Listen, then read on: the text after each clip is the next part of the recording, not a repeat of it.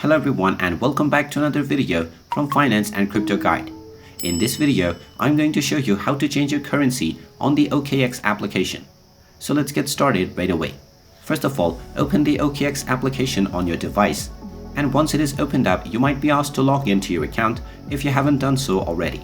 After logging in, you will be taken into your home page, from which in order to change your currency, simply tap on the menu icon at the top left corner and you will be taken to your menu page.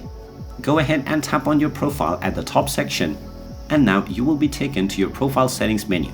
Now from this page, go ahead and tap on the Preferences tab, and within this tab you will find the currency section at the second option. Go ahead and tap on this and now you will find various different options and currencies that you can choose from to use for the OKX application. Go ahead and tap on any currency that you wish, and the currency that you select will immediately be applied to your wallet. And there you have it.